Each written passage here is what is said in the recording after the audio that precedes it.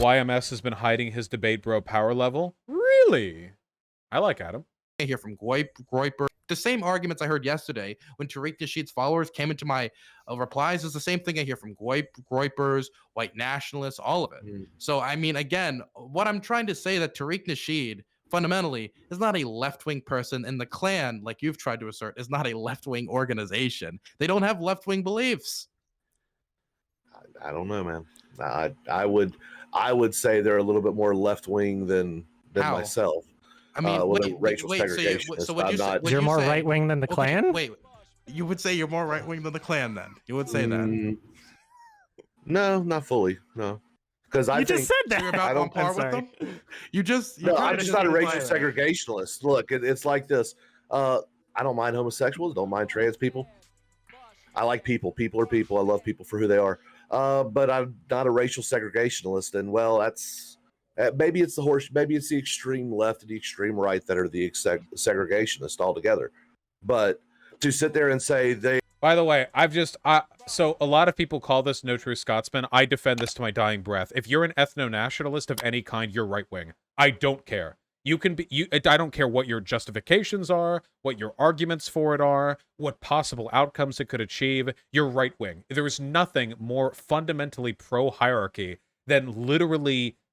Like building nation states which are exclusionary based to people's race. Okay, how the fuck is that a hot take? Because there are people who think you can do a left-wing version of this. That they are strictly right-wing. No, I don't agree with that. I do not agree with that. Why are you uncomfortable admitting you're more right-wing than the Klan if you say they're left-wing then?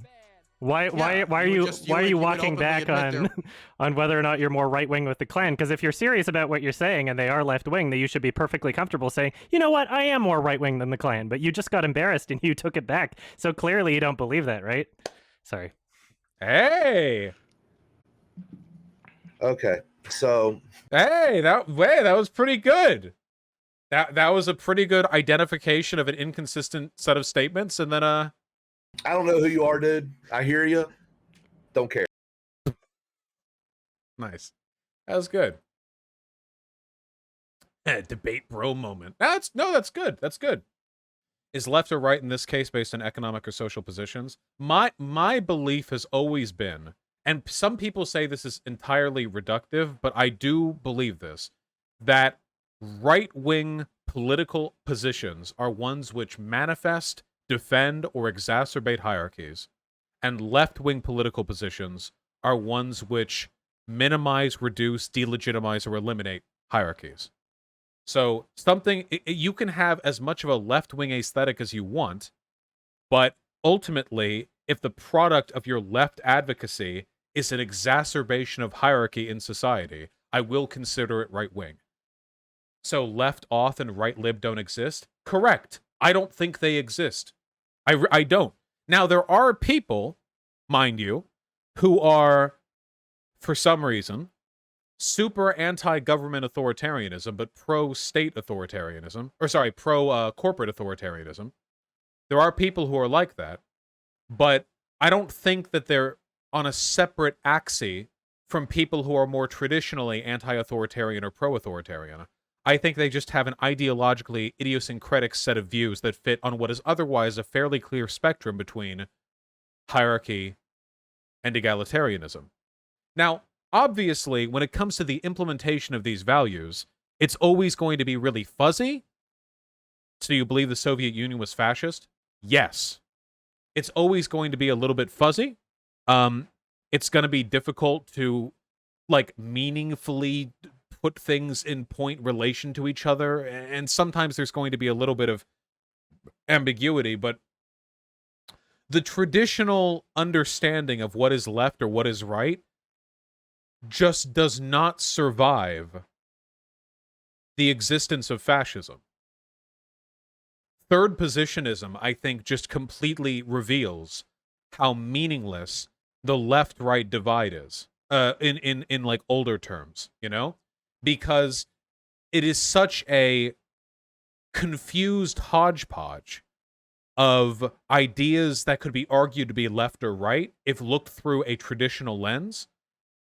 And it was only understood in its totality in retrospect by analyzing it through a new set of political perspectives, which kind of revealed the old set of axes along which people understood the left and the right to be kind of meaningless, you know?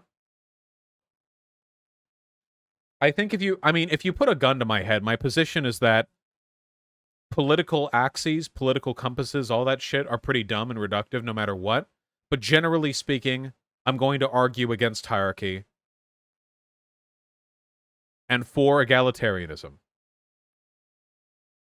You know?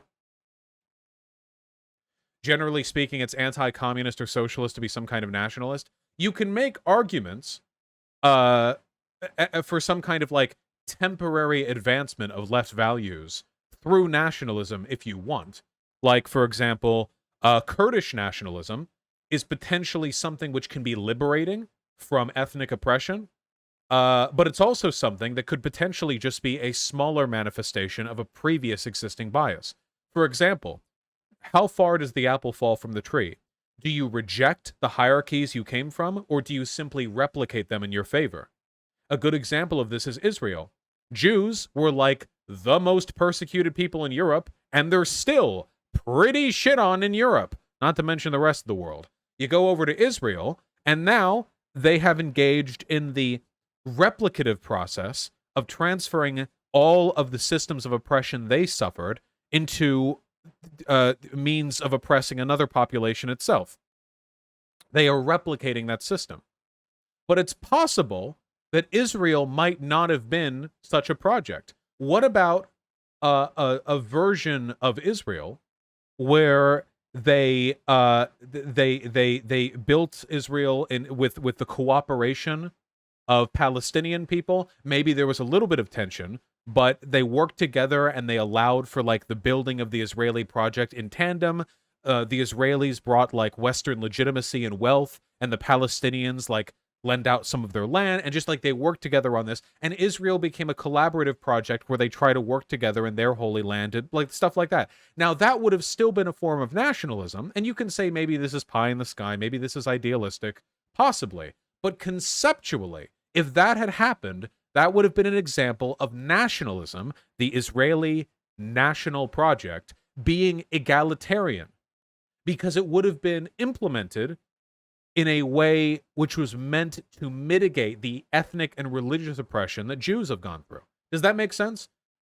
So nationalism is basically just a tool, sometimes, that can be used for good, and has been in times. Scottish nationalism has been used for good. Kurdish nationalism has at times been used for good. And Uyghur nationalism in the Xinjiang province has sometimes been advocated for from people who legitimately just want to put an end to the oppression of the Uyghur Muslims. Irish nationalism as well. But you can also do it in a bad way. And I think most often it is done in a bad way. That is my opinion.